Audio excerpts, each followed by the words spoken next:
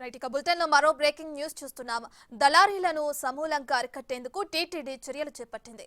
TTD online అప్లికేషన్లకు Aadhaar అనుసంధానంపై కసరత్తు చేస్తుంది.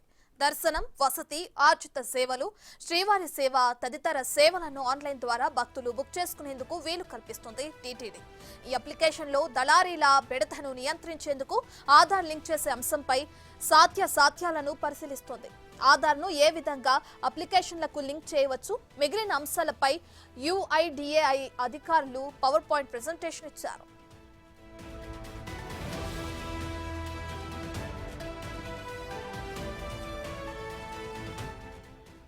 Right ఇదే అంశానికి సంబంధించి మరింత సమాచారాన్ని మా ప్రతినిధి దామోదర్ ఫోన్ ఇన్ లో అందిస్తారు. రైట్ దామోదర్, అటు టీటీడీ ఆన్లైన్ అప్లికేషన్లకు ఆధార్ అనుసంధానం చేయాలని కూడా చెప్తోంది. దీనికి సంబంధించిన డీటెయిల్స్ ఏంటి?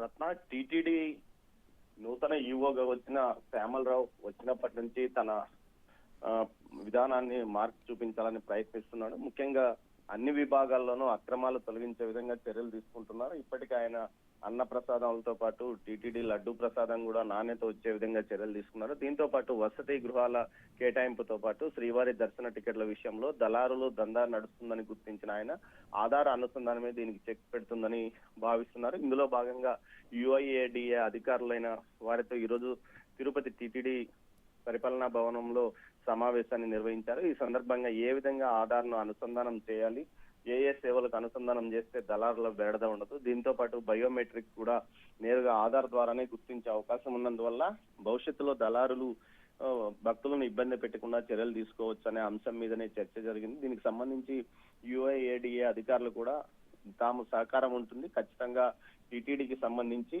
సేవలకు ఏదైతే ఆన్లైన్ సేవలకు ఆధార్ అనుసంధానం చేసిన విషయాలకు తాము ఖచ్చితంగా సహకరిస్తామని కూడా ఈ సందర్భంగా టీటీడీ యువతో పాటు ఇతర ఉన్నతాధికారులకు తెలియజేశారు.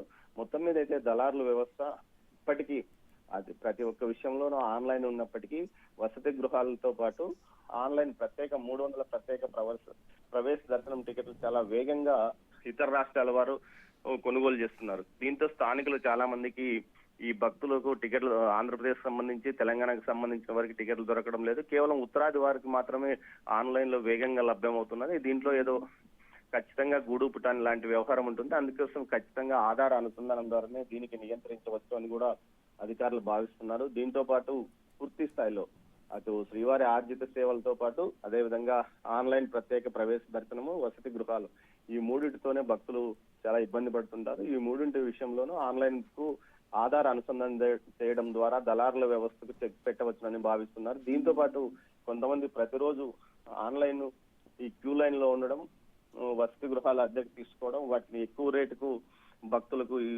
ఇస్తుండడం కూడా జరుగుతుంది. దీంతో ప్రతిరోజు నెలకి ఎన్నిసార్లు వీరు ఆ వసతి గృహాలను అద్దెకు తీసుకుంటున్నారు అన్న విషయాన్ని కూడా ఆధార్ అనుసంధానం ద్వారా బయటపడే అవకాశం ఉంటుందని భావిస్తున్నారు. మొత్తం మీద అయితే ఆధార్ అనుసంధానం చాలా వరకు సమస్యలను పరిష్కరిస్తుంది, దళారుల బెడదను తగ్గిస్తుందని భావిస్తున్న నేపథ్యంలోనే ఆధార్ అనుసంధాన ప్రక్రియకు టీటీడీలో మొదలు పెట్టడానికి చర్యలు తీసుకుంటున్నారు. అయితే సుప్రీంకోర్టు తీర్పు ప్రకారం ఆధార్ ఇప్పటికే అన్ని విషయాల్లో తీసుకోకూడదని ఒక నియమం కూడా ఉంది. దీనివల్ల ఏమన్నా భవిష్యత్తులో ఇబ్బందిగా ఉంటుందన్న విషయాన్ని న్యాయ నిపుణుల ద్వారా చర్చించి పూర్తి స్థాయిలో ఆధార్ అనుసంధానాన్ని అమలు పరిచే అవకాశం ఉంటుందని భావించవచ్చు. రత్న, రైట్, థ్యాంక్ యూ దామోదర్.